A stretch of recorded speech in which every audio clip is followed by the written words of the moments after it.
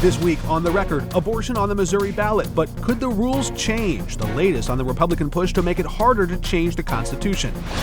Deciphering clues in campaign cash, what big donations say about the dividing lines between Wesley Bell and Cory Bush. Political analyst Anita Manion is here. How Crystal Quade would respond to expanding school choice in Missouri. The Democratic candidate for governor is on the record. It's all coming up right now.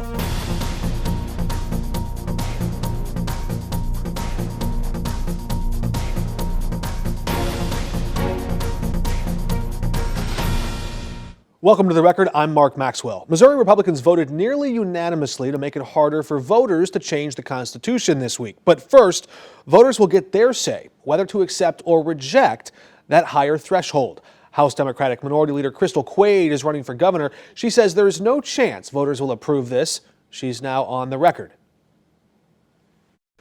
What gives you that degree of confidence? When voters see this question, they're going to see it alongside other questions asking them if foreign countries should influence these questions or if non-citizens should be allowed to vote in them. Look, Missouri citizens have used the ballot initiative process for so many things over the years, whether that was expanding Medicaid, stopping right to work laws, increasing the minimum wage. They utilize the petition when the legislature, folks here in this building, are not doing what they want them to do or having too much government overreach. And so the things that they've put in this summary, like the citizen language, as you just mentioned,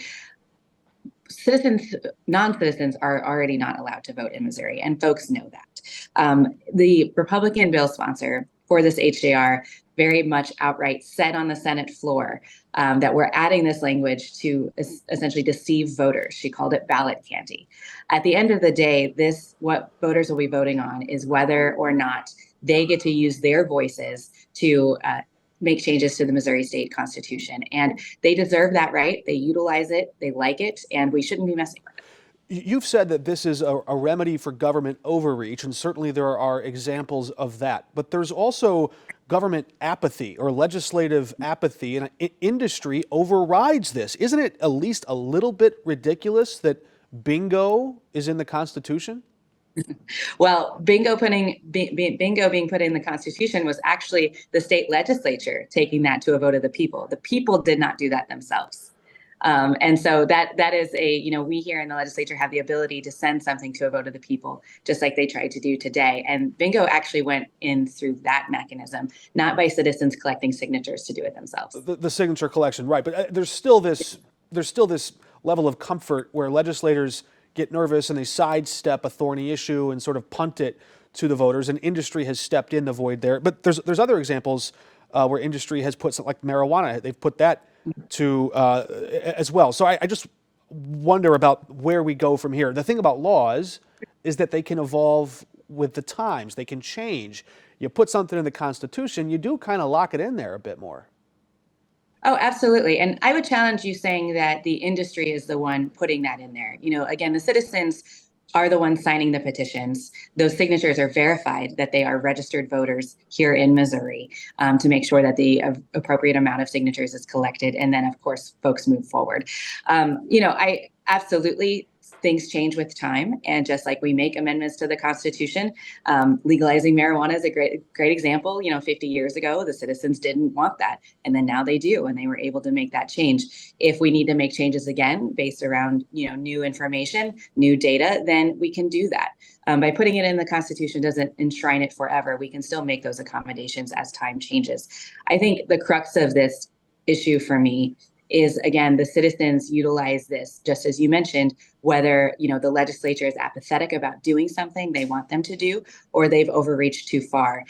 And citizens deserve the authority to make those changes outside of the legislature. There are certainly a lot more important topics in the Constitution, or could be added to the Constitution, than just, marijuana or bingo. I'm going to talk about some of that in just a moment. But first, Arizona lawmakers just voted to repeal a Civil War-era criminal law that bans abortion with the penalty of prison. The Senate in Arizona may do that soon. It reads a lot like the current abortion ban in Missouri, and former President Donald Trump said it went too far. Will we see Missouri Democrats or abortion advocates use Trump's own words in the push to legalize abortion this fall? I don't want to speak on behalf of the abortion advocates who are working on this campaign, but I have been saying that exact same language since the bill passed in 2019. And so if we want to credit to Trump, if we want to whomever, the reality is it has gone too far. Missouri's abortion ban is the strictest in the country. A lot of folks don't realize that.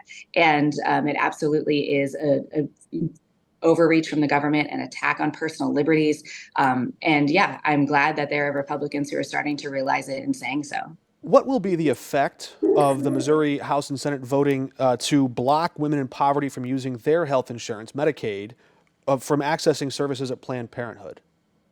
Yeah, so just this week, the Republicans in the Missouri legislature passed a bill to try to take those Medicaid dollars away from healthcare entities who provide services or recommend services. The reality is, again, in Missouri, abortion is illegal. So there are no abortions happening in our state. Yeah, for now. And so, in fact, just the debate this week, the Republican House budget chairman said on the floor, not a single abortion was performed in Missouri in the past year. But you're trying to change that. Of course we are. But so to your question, what this does is, this bill, what it does is actually take away low-income folks, vulnerable populations from getting access to things like precancerous screenings, like birth control, basic healthcare that folks utilize these healthcare facilities for. And by taking that opportunity away from them, if it was to go into effect, would have dramatic problems for our communities. Now, I will tell you, the Missouri Supreme Court has struck down every time the Republicans have tried to do this through the state budget process. I believe just last month, they struck down the 22 law. So we anticipate there to be a court challenge. I don't know that it would even go into effect before the ballot initiative passes. And what's new about this one is that it opens up Planned Parenthood or other providers to a flurry of lawsuits should they use this. And that seems to be the new wrinkle here. Yeah, I absolutely think so. And the Republicans were very open and honest about it on the House floor during the debate, of recognizing that they're going after these entities, not because of what services they're providing in Missouri, but just because of the various things happening across the country. It was very apparent that this is a part of the continuous crusade on attack of women's reproductive health care. In the short time we have left here, two quick questions. Missouri is expanding avenues for public funding to prop up private schools. If you become governor, will you push to reverse that? Absolutely. I am a firm believer in our public school system and making them the best that we possibly can, regardless of zip code. So many of our rural communities, the public school system is often the only employer. It is the lifeblood of a lot of our communities. And any sort of attack on taxpayer money going outside of public education to private entities that are unregulated is absolutely not something I'd support. And a quick campaign question for you. You've raised questions about the eligibility of your opponent, Mike Hamra, over residency. Our reporting has shown that he has owned a residence in the state of Missouri for the 10 years preceding this election, which checks that constitutional box. Are you prepared to challenge his residency and eligibility in court? At this moment, I don't intend to do so. The questions that I think were brought up by lots of folks who were reaching out to me, and I know the state party as well, was the fact that he actually voted in Illinois very recently within the last few years. And so there was he may own a residence here, but the actual voting and claiming that he was a resident of Illinois to make that vote is where that question arose. Do I intend to sue him over this? Not at this time. All right, on to the campaign trail, perhaps a debate stage. House Minority Leader Crystal Quade, thank you for joining us. Thank you so much. The Supreme Court heard oral arguments Thursday concerning former President Donald Trump's claim that a president should have absolute immunity for official acts conducted in office. The U.S. Department of Justice cautioned the High Court to reject that argument. Trump's legal team acknowledged a former president can face legal liability for personal acts, but claimed appointing an ambassador or even ordering a military coup might be considered official in nature. She's got her doctor's degree in this stuff. Political analyst Anita Manion is now on the record. It's good to have you with us. Good to be here. The Supreme Court appears open to letting the trial against Donald Trump proceed, but when? Yeah, well, that's the million-dollar question. And I have to say, already Donald Trump is winning the time game, because this case was supposed to start in March. This was supposed to be the first case. So it's already delayed till the end of April. And it's likely that the court won't make a decision until June or so. And with some of the things that the justices have thrown out, it's possible this case might not get rolling till September or even after the election. That's after the nominating conventions. If that's after the election, then of course the scenario is that the president appoints the person who runs the very Justice Department that would be prosecuting him. Correct. That gets into some dicey territory. The Supreme Court was also hearing arguments about whether or not a current president could pardon himself. Say, for example, if he conducted an official act, let's presume it was criminal in nature, then before leaving office, could that president just go ahead and pardon it, making it a circular, end of question, moot? There's nothing to prosecute here. Yeah, we had this debate a lot in 2020 when there was possibility of Trump pardoning himself or pardoning family members. And I think, like so many things in the Trump era, we're approaching some unprecedented issues. So that's something that we'll have to see if it plays out. You mentioned off camera that this reminds you of Watergate issues. Ketanji Brown Jackson, the Supreme Court justice, raised that Nixon impeachment and pardon. She said, quote, "I think that if everybody thought that presidents couldn't be prosecuted, then what was all that about?" Yeah, so that is a question. If presidents cannot be prosecuted when they leave office, then why would Ford pardon Nixon? And why would Nixon accept that pardon? So I think that is going to be part of the defense's or the prosecutor's argument. Yeah, and the prosecutors, the Justice Department, they were saying since the founding, presidents and their lawyers and everybody advising them, they've operated under the belief that presidents could face some sort of prosecution. Justice Roberts, though, said, well, he was questioning this thing about separating personal and private acts. A private act might be accepting a bribe. A public act would be appointing an ambassador for that bribe. You take away one, you don't really have the other. Right.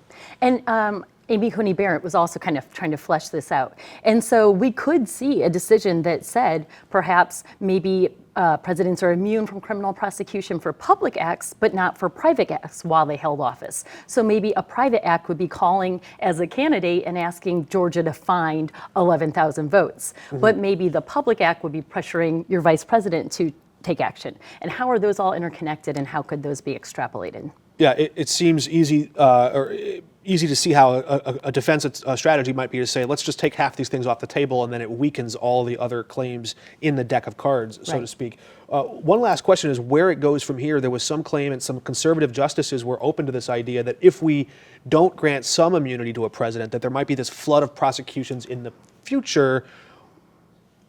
How do you read an argument like that? Yeah, I think particularly some of the conservative justices were seeing this as a decision, as they said, for the ages, not just about Donald Trump's case.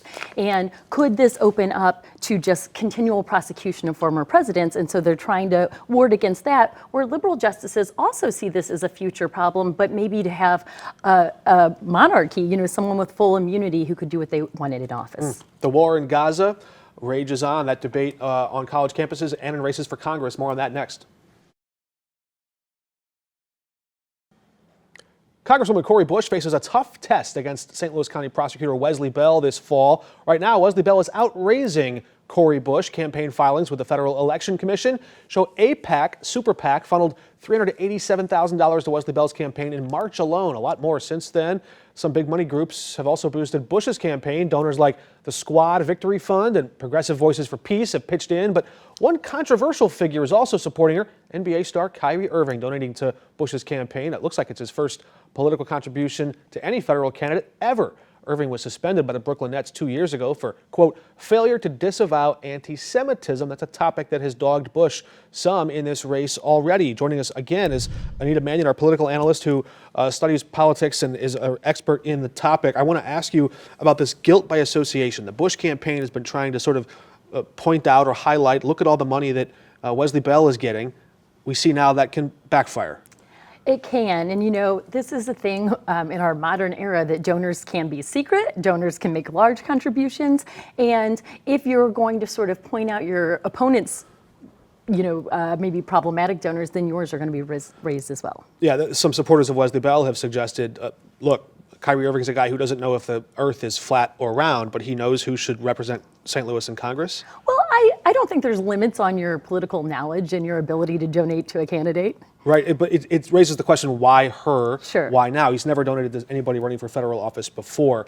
But this bigger question, I think that's really interesting, there seems to be a hunger for a debate, but we're not really getting one between the two. We're getting this, look at who's with them, look at who's with them. Wouldn't it be better for the two candidates just to get in a room and sort it all out?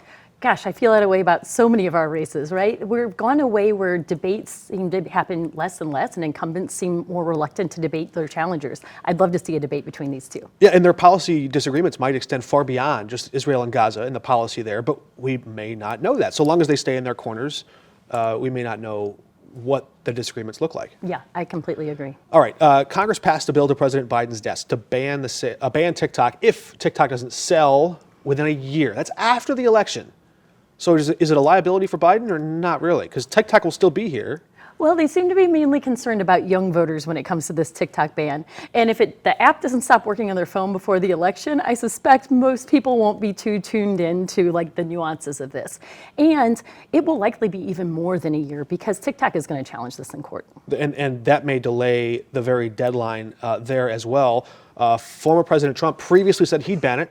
Now he says, no, this is just going to help boost Facebook. But there's been explosive growth. A lot of teens and young Americans get their news on TikTok. We'll have to get a lot more from you next time we have you back on that. Anita Manion, thanks. Sounds good. Thank you. Tense moments fanned across the country this week as college students protested Israel's war in Gaza and America's support for it. Among the list of demands were calls for the American government to protect civilian lives from indiscriminate bombing, but also mixed in were unmistakable and unforgivable calls for violence against Israel, celebrations of the Hamas rockets, or even calls to burn Tel Aviv to the ground. So let's check the record. College campuses have, of course, been hotbeds for anti-war protests for decades. In fact, in 1936, students at Vassar College in New York held signs written in German promoting the pacifist German Peace Association. Hitler's government had already started boycotting and excluding Jewish people from public and private spaces in life, and the Nazi army was already on the march to occupy Austria. 10 years later, in 1946, across town, students at Columbia University would protest Winston Churchill, fresh off his defeat of Hitler's Nazi army. Similar protests would take place over the years, over Vietnam at the University of Wisconsin in 1967, at Columbia in 68, at Yale over apartheid in 1986, at Berkeley over Palestine in 2002, and Tennessee over Iraq in 2003. College campuses are one place in particular where students try thoughts on for size. They work through incomplete ideas and express opinions that might not yet fully be formed. Certainly, they're not yet informed by very much life experience. That's why it stood out when Senator Josh Hawley, someone who in 2021 signed on to a resolution to protect free speech on college campuses, wrote a letter to President Biden urging him to send the National Guard to Columbia University. He'd use federal troops to respond to menacing speech. Some of the language inciting violence might actually be illegal.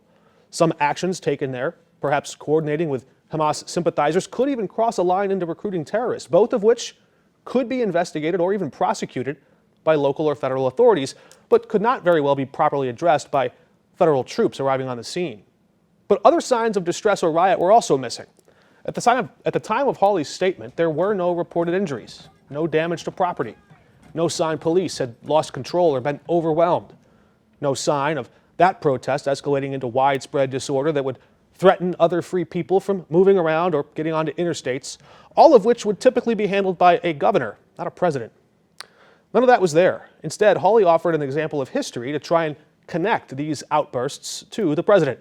He pointed back to 1957, when President Eisenhower called in the National Guard to protect black students attempting to attend school with white students after the Supreme Court ruling on Brown versus Board of Education. When we checked the record, we found Hawley's letter lacked an important distinction and context.